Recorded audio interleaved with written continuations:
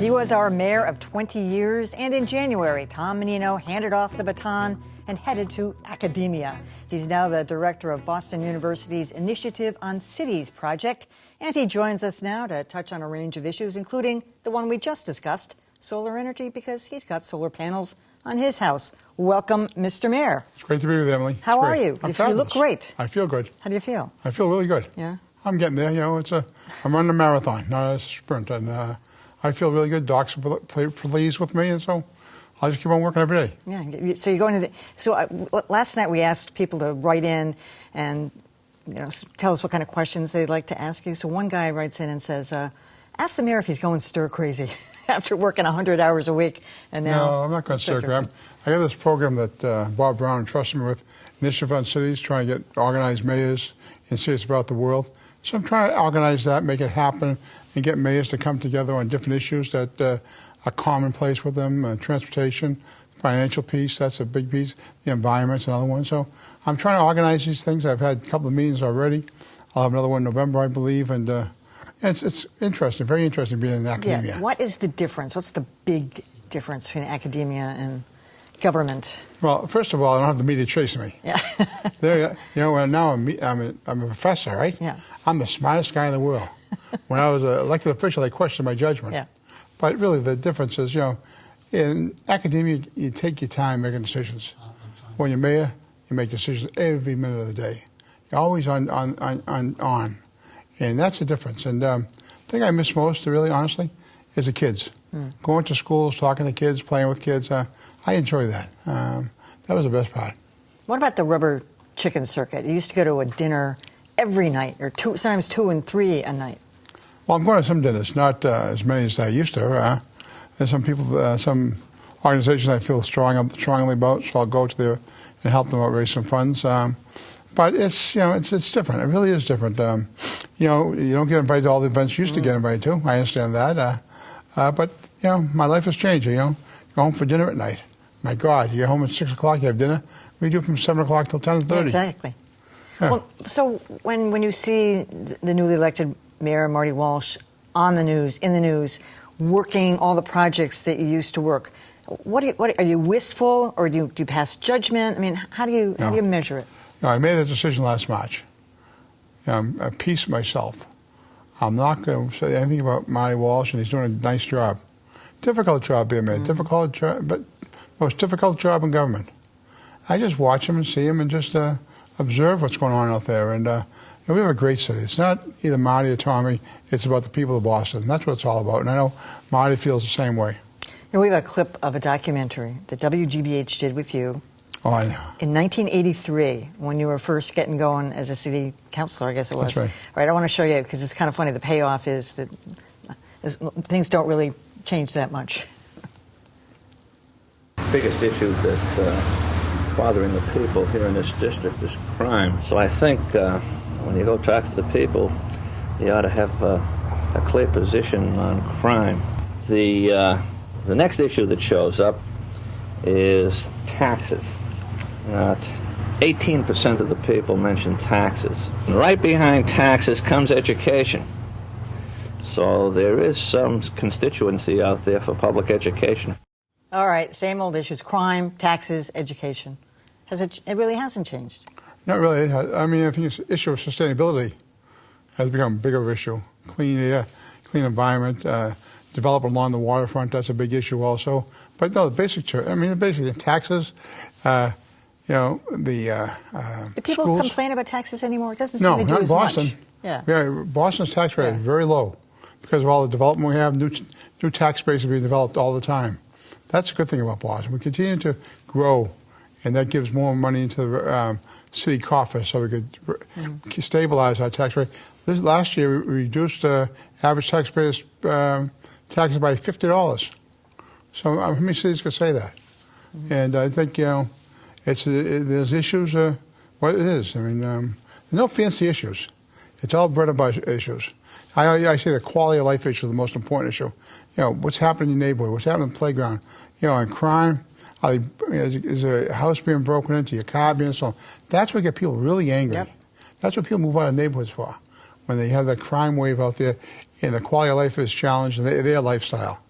I know at one time I had somebody break into my house and took the door right off the hinges. Really? Yeah. Do they know it was your house?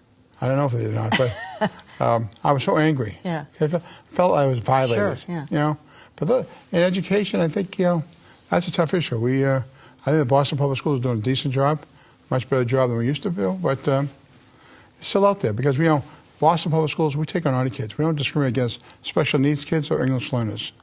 And so we have them all, and that's the difference in public school, other schools.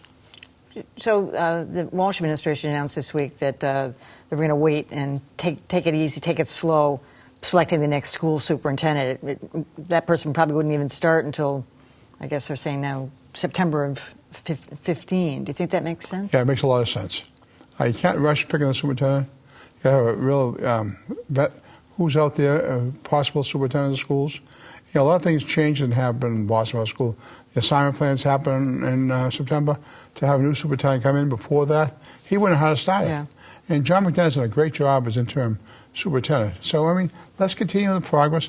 John's made some real serious decisions on changing things in this department. Everybody's going along with him. So let's continue the progress in making the schools. So the segment right before you, we were talking about solar energy. We focused on Boston and the cities last night, and then we went out into the suburbs today. But you've been on this for a while. But it's not really practical in a lot of the neighborhoods. Certainly Beacon Hill, Back Bay. It's not as practical as it is in some. Well, it all depends. I have solar panels in my house. Where the sun hits your house. Yeah, exactly. That's there. But also. Or so the roofing configuration. But also, Emily, it's the other service they give you. They check you out for leakage of heat, put new windows in, new lights, energy conservation. A lot of things, not just solar panels, but energy conservation is about heat and escape through your cellar, so the little crack between your foundation and the house, and things like that. Your attic, how you insulate your attic. So there's a lot of different issues. What did you lay out as an initial expense? Do you remember? About $300. $300? That's all. Why? Because we had a service in the city of Boston that allowed the people of Boston to do that. I paid because... Are you because... leasing, though? Are you leasing the panels? No, the panels, no.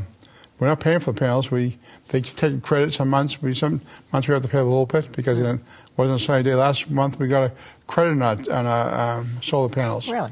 Yeah, it works. The problem with this whole issue of energy is the vocabulary. People don't understand it. They don't understand emissions, clean air, sustainability. They don't understand those words. And until they get a better vocabulary for it, better words for it, it's not going to take off. I always thought this was the issue they're going to take off for this country, but it's been slow in coming on board. So speaking of vocabulary, are you getting techno-modern these days? You said you got an iPhone, an iPad. You didn't used to have any of that stuff. That's right. I never had.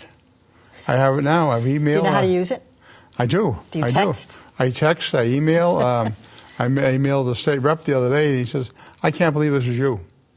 I says, "Things changed in the city, but maybe the legislature doesn't. We don't stay the same. We keep on changing." He texted back, "You're a wise guy," he said. So tell me a little bit about your philosophy in City Hall. You just thought it wasn't wise of you to, because there would always be a trail. You didn't want to create problems. It became a problem. Lazy reporters would FOIA everything you have. That's the lazy guys, and they don't know what they're looking for, but they try to make something. I also believe that we're not doing anything wrong in government, but there's some things out there that they perceive as wrong. Sometimes the perception is more than reality. And I just say, 4 years ago when I went through this all nonsense, I remember that. Yeah. I had to turn over 10,000 emails. I said, never again, until I'm out of office. Now I'm out of office. I have my computer, iPad, iPhone, all that stuff. I'm doing it. Have they started using email? They probably use it in the new administration, though. Oh, yeah, they use it. Where they get caught. By the way, where do you stand on Stephen Crosby, the gaming commissioner? Do you think he recused himself from voting on the Eastern Massachusetts casino? But what do you think? Well, I think personally, when I think about it, I think we have to get on with the issue. It's dragged out so long. Let's get some finality to it. You make a decision, get it done. Do you have faith in his leadership? Well, he's recused himself. That's the system. That's the process they set up. Unless the legislature changes it, we have to stay with that process. When I just say that should he change, that's not my decision. It's the governor's decision. I think a a lot's been made out of what happened. I mean, the perception is really what's the issue. Maybe he did, maybe he didn't. But, I had that same issue also. I had friends of mine who did development in the city of Boston. These are my stories. I'm close to this development. I'm close to... I knew these people before I was in office. I'm not going to cut all my ties to all my former friends. I'm not. The same, I think, with Steve. He knew these guys, and he stayed with them. And maybe it was a mistake, but that's somebody else's judgment. Should we be a host city? Well, that's an issue that I tried to resolve before I left office. I had a legal firm look up the issue, and they made a decision at the time that we weren't a host city, and I went with that. I mean, my legal team told me that, and I went with it. And mine made a good effort on it. Made a real good effort, strong effort. I give them credit for that. You always got to be battling there. You got to be battling for everything you can get. And Marty gave a good battle on that issue. As did you. All right, Mayor Tom Menino, always a pleasure to have you here. It's great to be here. Great. All right, well, tomorrow on Greater Boston, we're joined by one of the candidates who hope to fill Mayor Menino's shoes. John Connolly joins us to offer his take on the state of Boston City Schools 5 months into Mayor Marty Walsh's tenure.